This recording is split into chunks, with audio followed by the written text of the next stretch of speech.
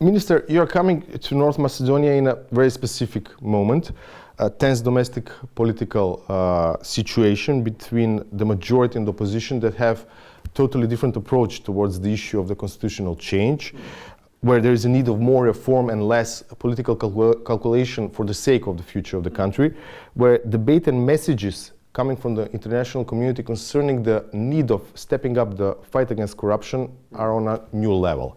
You as a UK representative are coming to Skopje to convey what kind of message to the leadership, to the government, and also to other political actors in the country? Well, my message to your government is quite simply to congratulate them on the reforms that they have been carrying out. Reform is often a difficult path, but we regard it as hugely important for everyone's interest, whether it be in the region or internationally. And the relationship that we have between the UK and North Macedonia is based on our joint interest, the foundation of which is the reforms that we are seeing. And just this morning, I was seeing the huge commercial interest in the Johnson Matthey plant. That sort of foreign direct investment and that kind of economic growth, which is hugely important and beneficial for employment and prosperity in North Macedonia, it does depend on there being a good commercial environment, and part of that is to do with the reforms of your domestic institutions. So my message to the government and to the people of North Macedonia is to congratulate them on the reform programme, and of course I'm sure will be more reforms to come, but it is very, very important.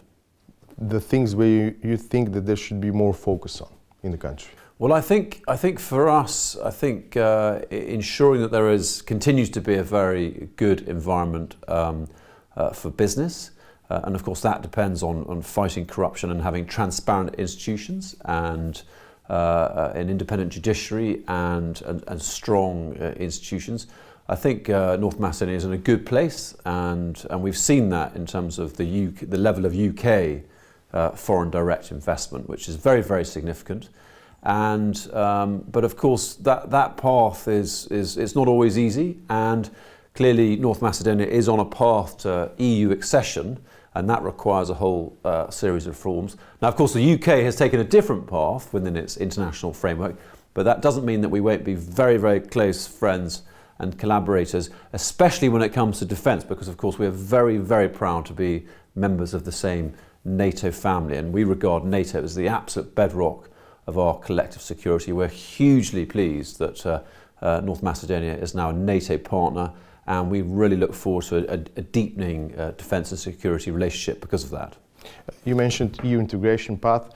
Do you see that there is a need of, I would say, stronger unity between the political parties in the country towards that national goal, which is EU membership? I think so. I mean, I think clearly that path is, my judgment would be that it's something that transcends party political divisions, and I think it seems to be very much for the benefit of everyone in your country. And clearly, it's quite a difficult series of reforms needed to your constitution, but I would hope that it's something that can transcend the divisions of party politics. You mentioned NATO. War in the Ukraine has its negative implications, yes. Not just economic, on the countries of the Western Balkans, and it is showing that the region is still prone to destabilization. We see deterioration of situation north of Kosovo. We see political turmoil in Bosnia and Herzegovina. We see that Serbia is not aligning itself with the EU common foreign policy towards Russia. Do you foresee possibility of, I would say, additional instability or clear danger for the Balkans in this moment? That's a very good question, and I think Putin's illegal invasion of Ukraine has really tested collective Western resolve and unity, and the pressure points in places like the Western Balkans have been destabilised because of that. So I think our job is to work with allies to ensure that we maintain our resolve and our sense of all coming together to counter Putin's aggression. Now, those countries that are allied to him, or have been, I think, have maybe been caused to reconsider their judgments, because I think he's demonstrated that he is not a reliable partner when it comes to certainly things like energy security. And So despite the destabilising effect, I think in the long term, those countries which formerly have had a close association with Mr. Putin may want to reconsider their alliances. North Macedonia is the newest NATO member, as this has taken its fair share, I would say, in helping Ukraine, yes, according to its possibilities. But critics say, like in every country in Europe, that with giving away, for instance, tanks or additional equipment, that there is a weakening of the Macedonian defense forces. Having in mind your military background, was this the right move? And if so, how can allies, including the United Kingdom, help in building more stronger and more modern Macedonian forces? Yeah, well, I'm certainly lethal aid of Western countries to our Ukrainian friends it has been definitely the right policy, and clearly that was not a NATO function. But I think what we realised is that this year has taught us that good defence and strong defence lies in alliance. It lies in nations working together to cooperate and build each other's security. And that's why we're very delighted that North Macedonia is now part of the NATO family. And of course there are many small countries, and it's quite right they should be part of a larger alliance. And we've worked previously with, for example, Estonia, which is a small but very, very strategically important country.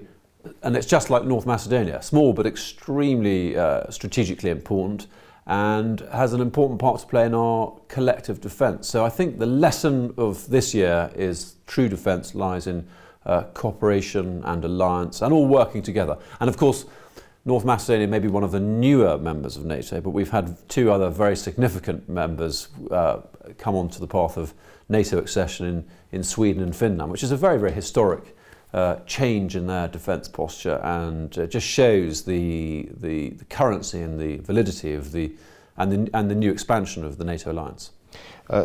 This year, North Macedonia and UK are celebrating 29 years of establishing diplomatic relations.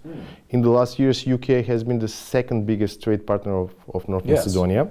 The numbers are good, the cooperation is good, but what else can be done to improve the relations? Yes. There are some talks in circles in Skopje that maybe the move in the right direction would be the visa-free regime for citizens of North Macedonia. Yes, those are the sorts of things we can consider. I think the bedrock is exchange of education, actually, I think. And because I think education outlasts everything, whether it be tax reform or tax breaks or economic exchange. So I think I would like to see even more educational links between our two countries, and because I think that will drive further and a greater degree of economic investment, and actually that will drive prosperity and employment. And I think those who've been doing business in your country have been very impressed at the high skill level, actually. So your human capital, I think, as a small but strategically hugely important country, I think is one of your main attractions, and I think we should really double down on that. And do you think that it's possible in the near future to have a visa-free regime between the two Everything's countries? possible, and that's the kind of things we consider. I certainly won't announce, I'm not going to be drawn on that this evening, but but I can say that we are very enthusiastic about facilitating a higher degree of connection between our two countries, and it's in everyone's interest. There's a big issue that is now open in the public in UK, that is the issue of the Albanian migrants that are coming in large numbers to your country. Yes. And the government in London has announced new measures to deal with this large number of migrants who have been arriving and claiming asylum. Why do you see this reason for this kind of migrant wave towards your country? Well, I think for a long time, criminal gangs in Albania and elsewhere have been exploiting our asylum laws and our Modern Slavery Act, really to exploit people who are desperate for economic opportunity. And in partnership with the Albanians, we are, I hope, finally getting to grip with this. For a long time, the Albanian government has been asking us to designate Albania as a safe country, which is what many other European countries do. So we are doing that, and in partnership with the Albanians, I think, trying to curtail the outrageous exploitation of these criminal gangs that traffic people through Europe, and it often has tragic consequences of loss of life, especially in the Channel. So, and of course, people want to come to the UK because they want to work and be part of our very, very dynamic and diverse economy. But there are safe and legal routes to do that, and we will always have a high degree of immigration into the UK. It's the nature of our economy, but people, those seeking those opportunities must use safe and legal routes. Minister, thank you very much. My great pleasure. Thanks for having me.